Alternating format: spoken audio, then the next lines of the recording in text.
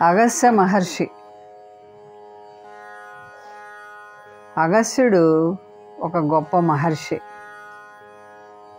జనావాసాలకి దూరంగా ఆశ్రమాలలో నిరాడంబరంగా జీవిస్తూ తపస్సు చేసుకునే మహర్షుల తపోబలం కూడా లోకోపకారం కోసమే వారు తపస్సు చేస్తూ ఉంటారు.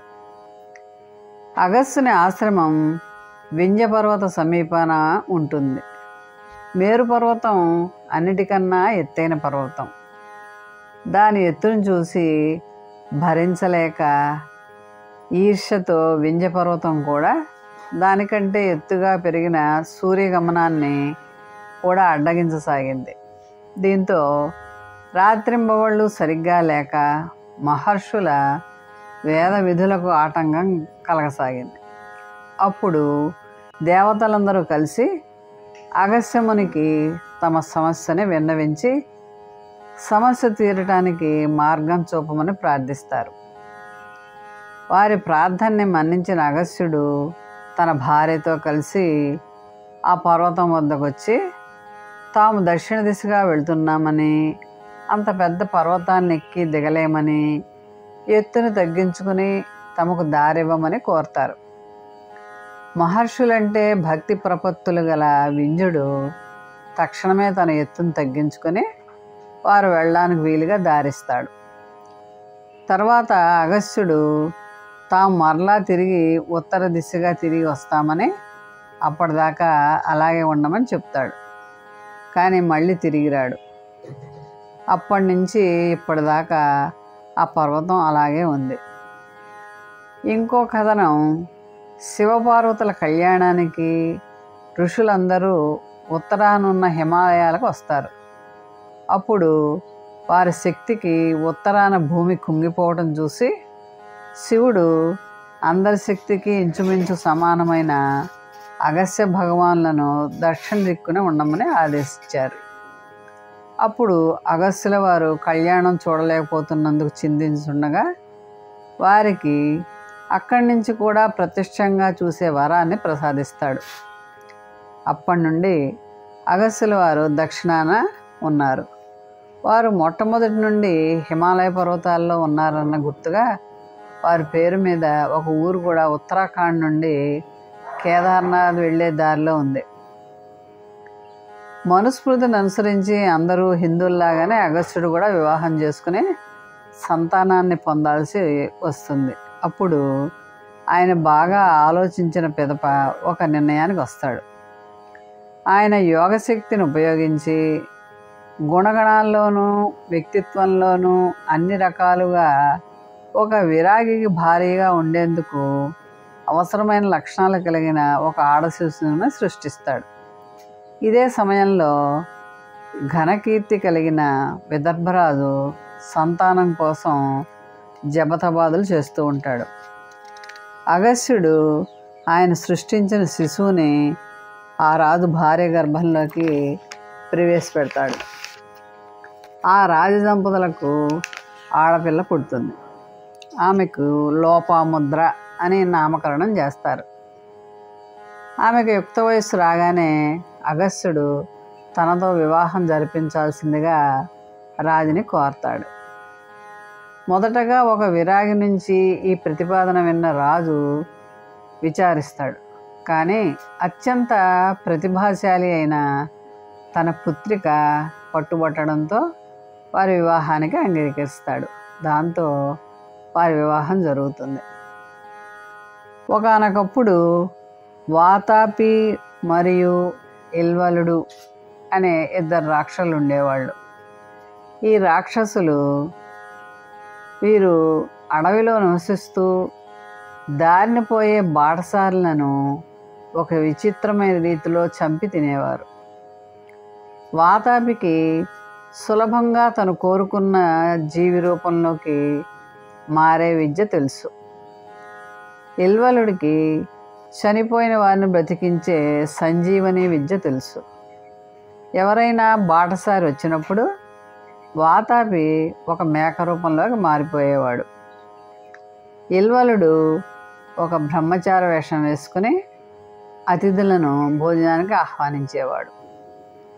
మేక రూపంలో ఉన్న వాతాపిని చంపి వారికి మేక మాంసాన్ని పెట్టేవాడు.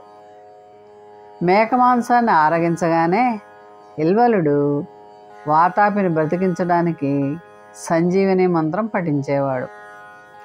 అప్పుడు వాతాపి ఆ బాటసారి పొట్టను ఛేదించుకొని బయటకు వచ్చేవాడు. ఒకసారి అగస్త్యుడు ఆ అరణ్యం గుండా ప్రయాణిస్తుండగా ఆ రాక్షసులు గమనించి ఆయన్ని విందుకు ఆహ్వానిస్తారు. మేక మాంసం వడ్డిచ్చాడు ఇల్వలుడు. ఆయన భోజనం చేసిన తర్వాత ఇల్వలుడు యథావిధిగా వాతాపిని బయటకు రప్పించటానికి సంజీవని మంత్రం జపిస్తాడు. కానీ వాతాపి మాత్రం ఎంతకీ తిరిగిరాడు. ఎందుకంటే వీరి విషయం ముందుగా తెలుసుకున్న అగస్త్యుడు జీర్ణం జీర్ణం వాతాపి జీర్ణం అనగానే వాతాపి జీర్ణమైపోయాడని ఇల్వలుడికి తెలియజేస్తాడు. కాలకేయ గణాలు అనే రాక్షసులు పగలంతా కనబడకుండా సముద్రంలో దాక్కొని రాత్రి వేళల్లో తాపసుల మీద పడి చంపేస్తూ ఉండేవాళ్ళు. దేవతలు అగస్త్యుడిని ప్రార్థిస్తే ఆయన సముద్రాన్నంతా కూడా అవపోసిన బట్టి చుక్క మిగలకుండా తాగేశాడు. కాలకేయ గణాలకు దాక్కునేందుకు చోటు మిగలలేదు. దాంతో దేవతలు వాళ్ళని సంహరించగలిగారని పురాణగాథ. వనవాసం చేస్తున్న శ్రీరాముడు అగస్త్యాశ్రమాన్ని దర్శించి మహర్షిని సేవించాడు. అగస్త్యుడు రాముడికి వైష్ణవ ధనస్సు, అక్షయ తూణీరం, దివ్య ఖడ్గాలు బహూకరించి సమీపంలో ఉన్న పంచవటిలో కుటీరం కట్టుకుని నివసించమని సూచించాడు.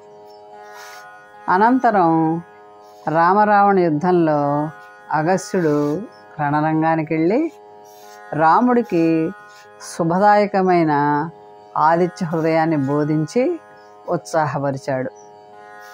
ఆ ఆదిత్య హృదయం పఠనం వల్లనే రాముడు రావణ్ణి సంహరించాడు. ఇంద్ర పదవి పొంది కళ్ళు నెత్తికెక్కి సప్త ఋషులను పల్లకి బోయిలుగా నియమించిన నహుషుణ్ణి క్షణకాలంలో కొండ చిలువుగా మార్చి కళ్ళు తెరిపించింది కూడా అగస్త్యుడే. అటువంటి అగస్త్యుడు మహర్షులలో మహోన్నతుడిగా కీర్తి పొందాడు. మోహన్వాణి ఛానల్ వారికి ధన్యవాదాలు. వినండి, వినిపించండి, వింటూనే ఉండండి.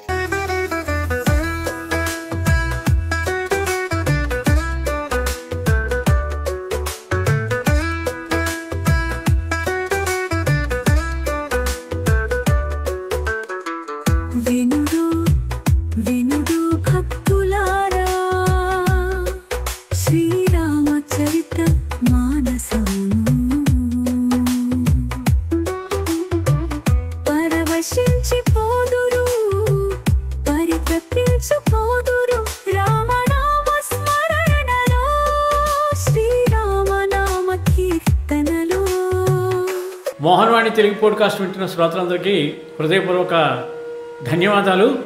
వినండి, వినిపించండి, వింటూనే ఉండండి. మోహన్వాణి తెలుగు పోడ్కాస్ట్ మీరు వింటున్నారు. మోహన్వాణి. మా కార్యక్రమాలు మీకు నచ్చితే ఇప్పటివరకు మా ఛానల్కి సబ్స్క్రైబ్ చేసుకోకపోతే వెంటనే ఈ క్షణమే సబ్స్క్రైబ్ చేసుకుని ఆ పక్కనుండే బెల్ బటన్ని మ్రోగించి అందరికీ షేర్ చేసి మీ విలువైన కామెంట్ను కూడా చేసి మమ్మల్ని ప్రోత్సహిస్తారని కోరుతున్నాను.